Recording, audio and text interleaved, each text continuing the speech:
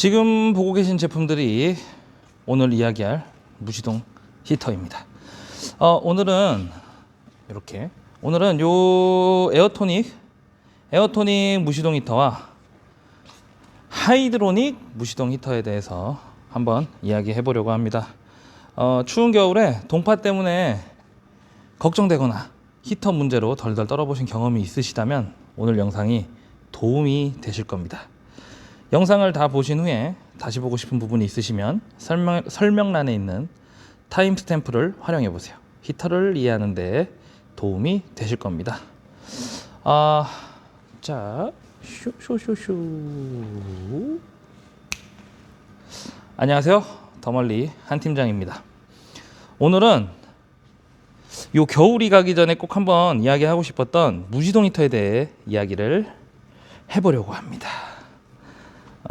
먼저 무시동 히터란 차량에서 이제 적은 양의 전기를 사용해서 차량의 연료를 연소시키는 방식으로 엔진 시동 없이 차량 내부를 따뜻하게 데워주는 히터입니다. 전기로만 난방을 하려고 하면은 배터리 소모가 너무 크기 때문에 겨울철에도 캠핑카를 사용하실 계획이라면 무시동 히터는 사실상 필수로 선택해야 되는 옵션이라고 볼 수 있는 거죠. 네. 이 무시동 히터는 크게 두 가지로 나뉩니다. 공기 히터 방식, 에어토닉 무시동 히터죠. 여기 보고 계신 게 에어토닉인데 이렇게 보셔야지 아시려나? 이런 식으로 토출구가 이렇게 돼 있고, 이건 MD용 제품이죠. 저희가 MD용 제품을 사용하니까 이런 식으로 돼 있는 에어토닉 무시동 히터, 보통 D2나 D3 이렇게 부르는 제품군이고요. 냉각수 가열 방식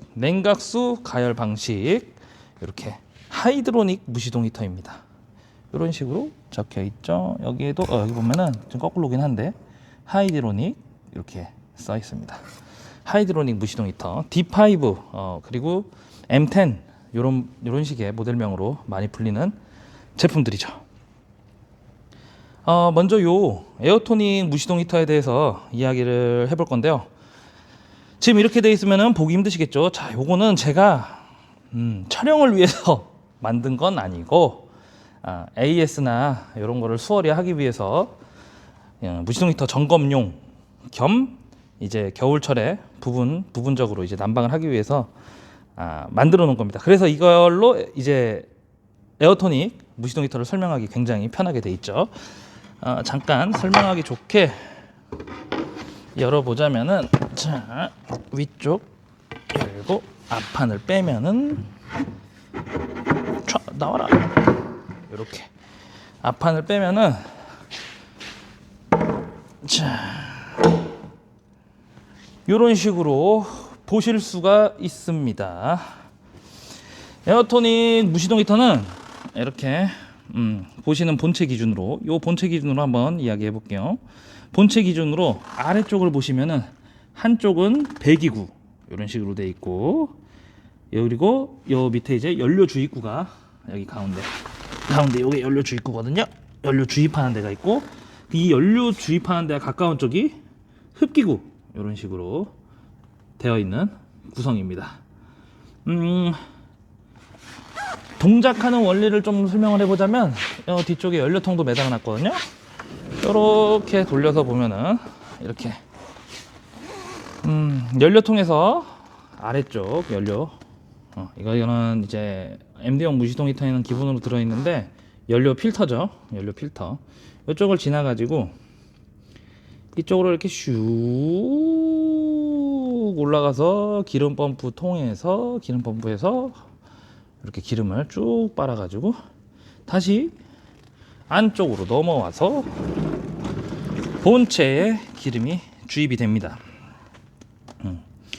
이런 식으로 기름이 이제 본체에 주입이 되면은 이쪽에 본체가 공기를 흡기구를 통해서 흡기를 해서 점화 장치를 통해서 본체 안에서 연료를 태우고 그 열로 난방을 하는 방식입니다. 연료를 태우는 장치이기 때문에 이 반대쪽 배기구를 통해서는 일산화탄소와 함께 배출이 됩니다. 그래서 설치할 때는 배기구 위치가 굉장히 중요하고, 이 배기구 쪽에서 일산화탄소가 같이 배출이 되기 때문에 실내로 배기가스가 유입되지 않도록 반드시 주의하셔야 됩니다. 이 부분이랑 연료 공급 그리고 본체와 부속품들의 위치만 잘 계산된다면은 요 에어토닉 무시동 히터는 에어토닉 무시동 히터는 설치 난이도 자체는 높은 장비는 아닙니다. 요 에어토닉 무시동 히터는 당연히 용량이 크면 좋긴 하겠지만 우리 따봉 캠핑카 제가 일하고 있는 따봉 캠핑카 정도에서 많이 만드는 따봉 캠핑카에서 많이 만드는 스타리아나 스타렉스 정도 사이즈라면은 2kg급이면은 전혀 부족함 없이 사용 가능합니다. 실제로 사용해 보신 분들도 느끼시겠지만 이 불이 붙고 나서 이제 뜨거운 바람이 나오기 시작하면은 아주 짧은 시간 안에 실내가 따뜻해지는 거를 바로 체감하실 수가 있어요. 막 시간이 지나면은 좀 공기가 조금 건조하고 좀 이렇게 답답하게 느껴질 정도로 금방 따뜻해질 수가 있습니다. 요 에어토닉 무시동 히터는 이쪽으로 이제 배기열이 나오는 이쪽으로 통해서 폐열 교환기를 추가해가지고 바닥 난방이나 침상 난방을 하는 경우도 있습니다. 다만 제가 일하고 있는 따봉 캠핑카의 다방원처럼 가성비 제작 차박 위주의 차량이라면은 꼭 필요한 구성은 아니라고 생각합니다. 무시동 히터만 켜도 이 반사열로 거실 바닥이 충분히 따뜻해지고 공간 전체가 데워지면은 침구류 같은 거에서도 냉기도 거의 안 느껴지기 때문이죠. 그래서 가성비를 중요하게 보는 제가 일하고 있는 따봉 캠핑카에서는 별도의 폐열 교환기를 기본 구성으로 설치하지는 않고 있습니다. 대신에 이제 최근에 영상에도 설명을 드렸나? 앞으로 할 예정이라고 얘기했던 것 같아.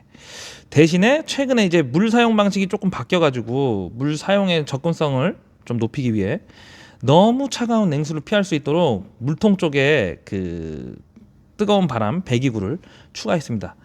그렇게 이 정도만 그렇게 배기구를 통해서 뜨거운 바람이 나오는 요런 간접으로 이렇게 데우는 이런 방식, 이 정도만 해도 뜨거운 물까지는 아니지만 미지근한 물 정도로는 충분히 사용하실 수 있고, 물을 사용하지 않을 때는 배기구를 이제 물통 있는 쪽에 있는 배기구를 닫고 실내 난방에 집중도 하실 수 있습니다. 에어토닉은 뭐 구성이 워낙 단순해서 이 정도만 말씀드리면 될 것 같고, 이제부터는 구조와 성격이 조금 다르죠. 하이드로닉 무시동 히터에 대해서 이야기 한번 해보도록 하겠습니다. 이 하이드로닉인데 뭐 사실 제가 이 캠핑카 제작 일을 하면서 둘 중에 뭘 더 많이 달아봤냐 하면은 사실 하이드로닉입니다.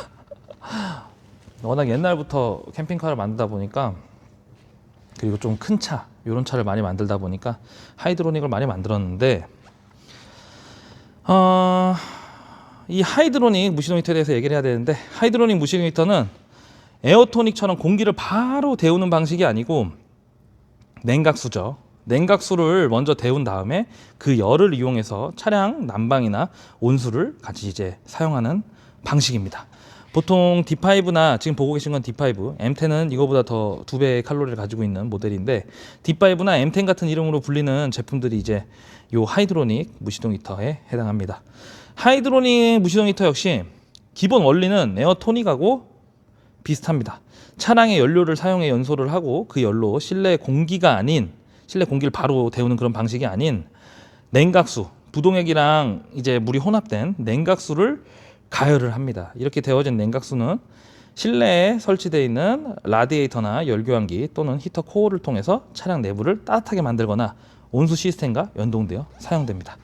즉 본체에서 생성되는 열로 공기를 바로 데운다기보다는 물을 데워서 그 물의 열을 나눠 쓴다, 이렇게 이해하시면 되겠습니다.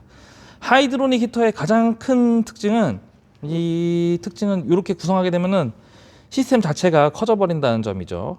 에어토닉은 요 히터 본체 하나만으로 난방이 가능한 반면 하이드로닉은 히터 본체가 당연히 기본 구성이 있고, 냉각수 라인이랑 순환 펌프도 여기 있거든요. 순환 펌프 여기 있는 거는 같이 동봉되는 기본 하이드로닉의 순환 펌프.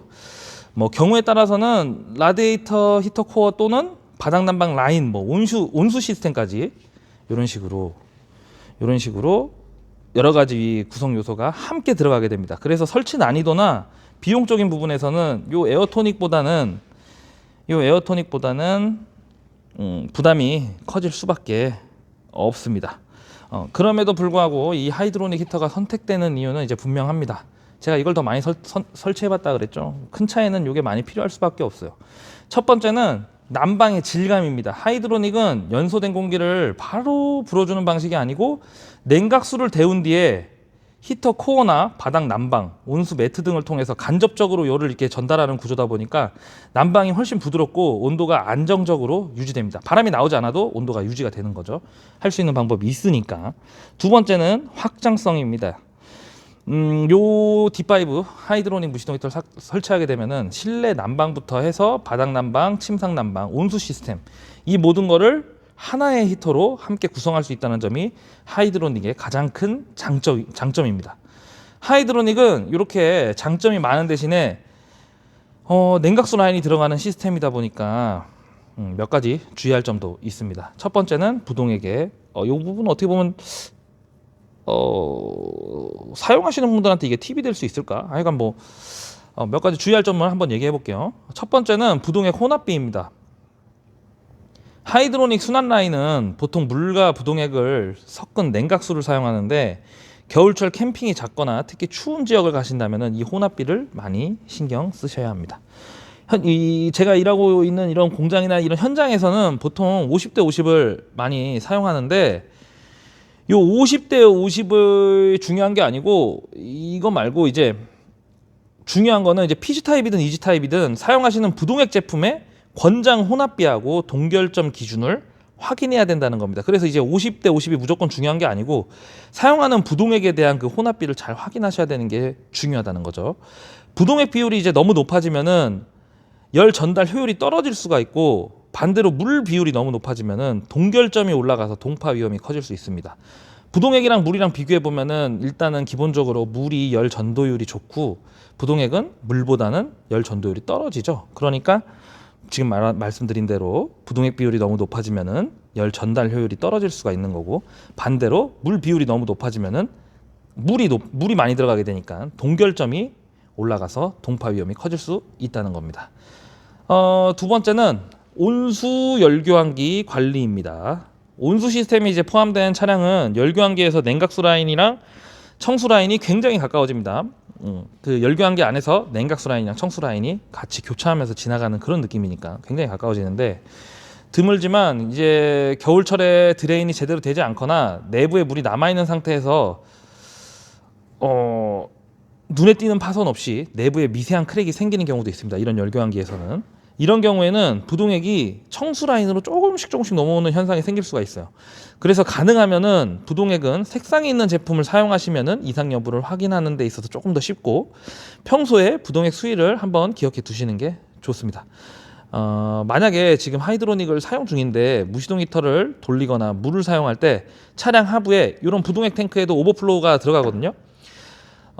그런 오버플로우 쪽에서 물이 계속 떨어진다면은 1차적으로 부동액 통 속에 부동액에 색이 옅어져 있는지 확인해 보시고 정상보다 과도하게 부동액이 차 있는지도 한번 확인해 보시는 게 좋습니다.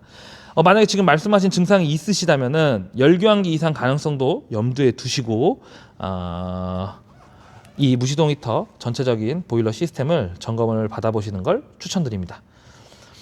이런 무시동 히터 선택에 제 개인적인 기준으로 보면은 이 선택하는 걸 제 개인적인 기준으로 보면은 차박 위주의 빠른 난방이 중요하고 구조는 단순하고 뭐 이런 식으로 이런 상황으로 가실 거라면은 단순하게 이런 상황으로 가실 거라면은 요 에어토닉 무시동 히터가 훨씬 합리적인 선택이 될 것 같습니다.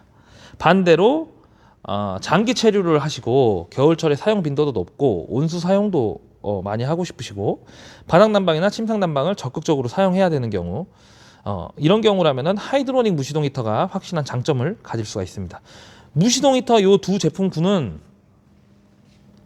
둘 중에 어떤 게 더 좋다 이런 차이가 아니에요. 이게 어떤 사용 방식이 차량 구조에 따라서 필요한가를 파악하는 게 중요한 겁니다.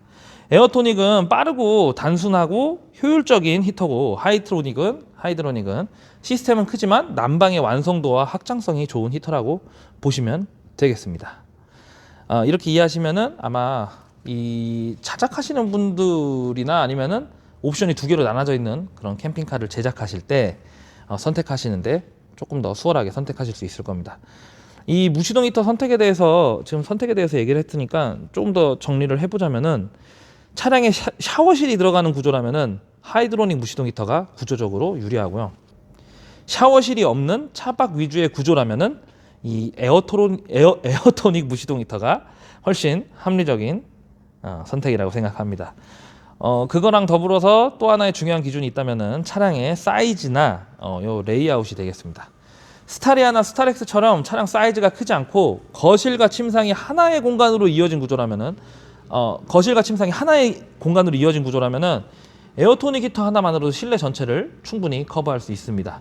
반대로 차량 사이즈가 더 커지거나 거실, 침상, 욕실 막 이런 식으로 공간이 나눠지는 레이아웃이라면은 하이드로닉 히터의 장점이 조금씩 살아납니다. 요걸 정리해 보면은 차박 위주 단순한 구조 뭐 이런 식이면 에어토닉 무시동 히터, 공간이 넓고 레이아웃이 분리된 구조라면은 하이드로닉 무시동 히터, 이렇게 차량 기준으로 생각해 보시면은 커스텀 제작 시 아니면은 캠핑카 회사에서 제작을 의뢰 시에 히터 선택이 훨씬 쉬워질 겁니다.